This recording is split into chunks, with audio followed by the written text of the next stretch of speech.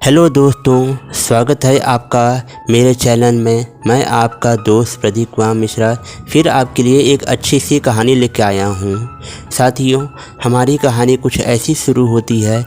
एक गांव था, उसमें जो है एक सेठ और सेठाइन रहा करते थे। सेठ सेठाइन का सिर्फ एक लौता पुत्र था जिसका विवाह हो चुका था। बहू भी बहुत सद्गुणी थी, बहुत ही अच्छी थी, घर का अच्छे से देखभाल करती थी और लड़का भी बहुत अच्छा था। लड़का जो है कमाने के लिए परदेश में रहा करता था और सास ससुर की सेवा करने के लिए बहू हमेशा अपने सास ससुर के पास गांव में रहा करती थी। एक समय की बात थी कि बहू को घर में पानी की ज़रूरत थी।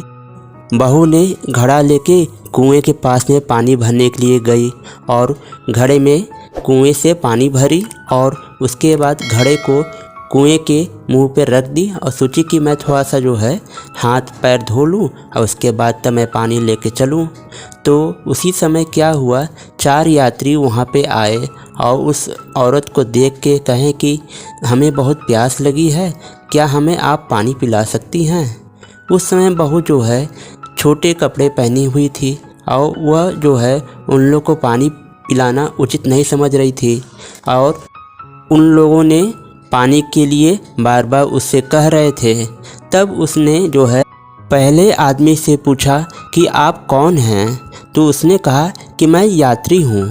तो उस पे जो है उस औरत ने कहा कि यात्री तो सिर्फ 2 होते हैं, आप कौन से यात्री हैं। अगर आपने मेरे इस प्रश्न का उत्तर दे दिया तो मैं आपको ज़रूर पानी पिला दूँगी। और उस बात को सुनकर वह आदमी चुप हो गया। उसके बाद दूसरा आदमी बोला कि मैं तो एक गरीब आदमी हूँ, आप मुझे पानी पिला दो।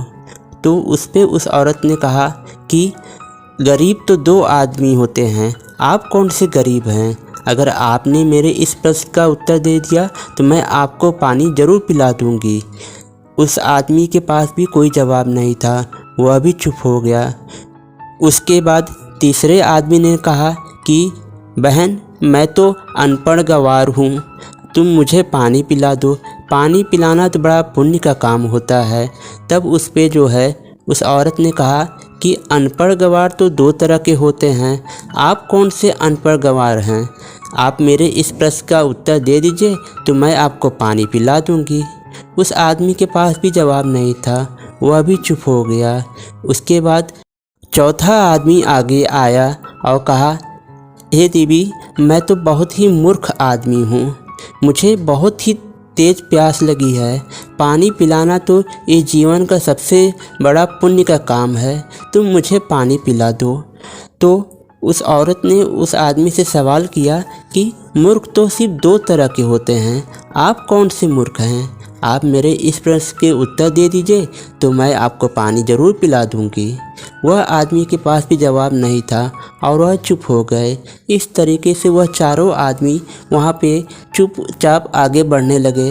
कुछ दूर जाने के बाद उस औरत ने पीछे से आवाज़ दिया और कहा कि आगे चल के थोड़ी दूर पे मेरा घर है, आप लोग वहाँ पहुँचिए, मैं आप लोगों को वहाँ पे आके ज़रूर पानी पिला दूँगी। और उसके बाद वह आदमी जो है उस रास्ते पर जाने लगे और वह औरत जो है अपने घड़ा लेके छोटे रास्ते से वह जल्दी जल्दी अपने घर पहुँचने लगी। और जैसे ही अपने घर पहुंची उसने तुरंत अच्छे से अपना पूरा कपड़ा पहना, अपना पूरा तन ढका और उसके बाद उन आदमियों को गुड़ और पानी देके पानी पिलाया और उनको अपने घर जो है जाने के लिए कह दिया। लेकिन यह सारी घटना जो है उसके ससुर देख रहे थे और वह मन ही मन विचार किए कि मेरे देखते देखते यह पराये आदमियों से बात कर रही है और उन्हें घर बुला के पानी पिला रही है, ये सही बात तो नहीं है। ये मेरे आँख के सामने ये इतना कर रही है, ना जाने मेरे पीठ पीछे क्या क्या कर रही होगी। इसका कुछ ना कुछ तो करना होगा, नहीं तो इसका और मन बढ़ता जाएगा। लेकिन वह ये भी जानता था कि बीमारी अपने आप नहीं ठीक होती है, उसके लिए मरीज को वैद्य के पास जाना पड़ता है। तो उसने मन में विचार किया कि मैं जाके राजा से इसकी बात कहूँगा और राजा इसका निवारण करेंगे। उसके बाद सेठ राजा के दरबार में गया और सारी बात का सुनाया। राजा को सुनते ही बहुत बुरा लगा और उसके बाद राजा जो है सिपाही को भेजा उसके घर कि जाओ उसके बहू को बुला ले आओ। उसके बाद सिपाही उसके घर गए और कहें कि आपको राजा ने बुलाया है।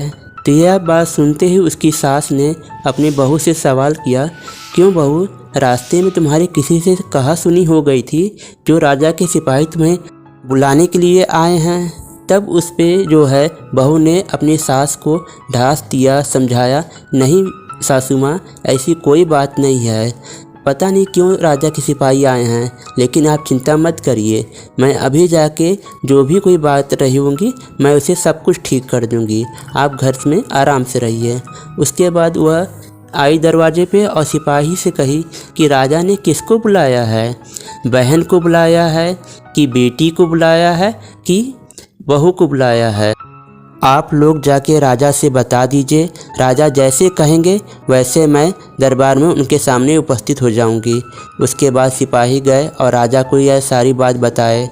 तब राजा ने कहा कि पालकी लेके जाओ और बहू को लेके आओ। उसके बाद जो है सिपाही पालकी लेके गए, उस औरत को बहू के रूप में राज दरबार के सामने राजा के सामने उपस्थित किया। तब उसके बाद राजा ने उस औरत से सवाल किया कि तुमने अपने घर में 4 आदमियों को बुला के क्यों पानी पिलाया।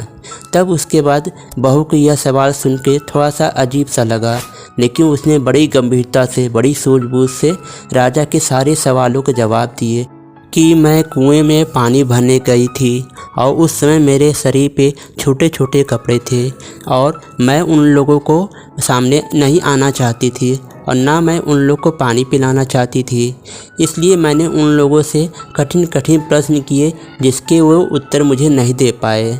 और उसके बाद प्यासे को पानी पिलाना यह एक बहुत ही अच्छा काम होता है, इसलिए मैंने उन लोगों को अपने घर आने के लिए कहा और मैं अपने घर जाके जब मैं पूरे कपड़े पहन ली तो मैं उन लोगों को पानी पिलाया और अपने घर से भेज दिया। यह बात सुन के राजा को कही, ये बात तो ठीक है, लेकिन तुमने, राजा ये भी जानना चाहता था कि आखिर में वो 4 प्रश्न कौन से हैं जो कि उनके उत्तर उन लोग नहीं दे पाए। फिर उसके बाद दरबार में पूरे उस औरत ने वो 4 सवाल दरबार में किए। यह सवाल सुन के सारे दरबारी चुप हो गए, किसी के पास उस सवाल का कोई जवाब नहीं था। राजा की उत्सुकता और बढ़ने लगी कि आखिर में ऐसे कौन से सवाल हैं जिसके जवाब किसी के पास ना हो। तब उसने कहा कि जब तुमने इतनी सारी बात बताई है तो यह भी बताओ कि इन सवालों का जवाब क्या है। तब उस औरत ने पहले सवाल का जवाब दिया, इस पूरे संसार में सिर्फ 2 ही यात्री हैं, एक चंद्रमा और एक सूर्य, जो हमेशा ही यात्रा करते रहते हैं, जो कभी नहीं रुकते हैं। दूसरे सवाल का जवाब है कि इस पूरे संसार में सिर्फ 2 ही गरीब हैं, एक गाय और दूसरा बहू। तीसरे सवाल का जवाब यह है, इस पूरे संसार में सिर्फ 2 ही चीज़ अनपढ़ और गंवारों की तरह सबके साथ रहती हैं, एक भोजन और दूसरा पानी। फिर उसके बाद उसने चौथे सवाल का जवाब नहीं दिया और चुप हो गई। तो राजा ने कहा, तुमने 3 सवाल का जवाब दिया, चौथे सवाल का जवाब क्यों नहीं दे रही हो। कहे, नहीं राजा साहब, मैं चौथे सवाल का जवाब नहीं दे सकती हूँ। राजा की उत्सुकता और बढ़ी। तब उसने कहा, तुम बिना डरे तुम चौथे सवाल का जवाब दो, मैं जानना चाहता हूँ कि चौथा सवाल कौन था। तो उसने कहा, ठीक है, अगर आप कह रहे हैं कि आप मुझे कुछ नहीं करेंगे तो मैं आपको चौथे सवाल का जवाब बता देती हूँ। इस पूरे संसार में सिर्फ 2 ही मूर्ख हैं। राजा ने कहा, कौन कौन। कहें, एक तो मेरे ससुर, जो कि बिना कुछ जाने समझे घर की बात राज दरबार में ले आए और सबके सामने उजागर कर दिया। अगर वो मुझसे पूछते मैं सारे सवालों का जवाब दे देती। और दूसरा मूर्ख तो आप हैं। यह बात सुनते ही राजा को बहुत तेज़ गुस्सा लगा, लेकिन राजा थोड़ी ही देर में समझ गया कि क्या बात सही और क्या बात गलत है। और राजा को और ससुर को, दोनों लोगों को अपनी गलती का बहुत एहसास हुआ। और उसके बाद राजा ने उस बुद्धिमान औरत की बुद्धिमानी की वजह से उसे ढेर सारे इनाम दे के बाइज्जत उसे जो है उसके घर विदा कर दिया।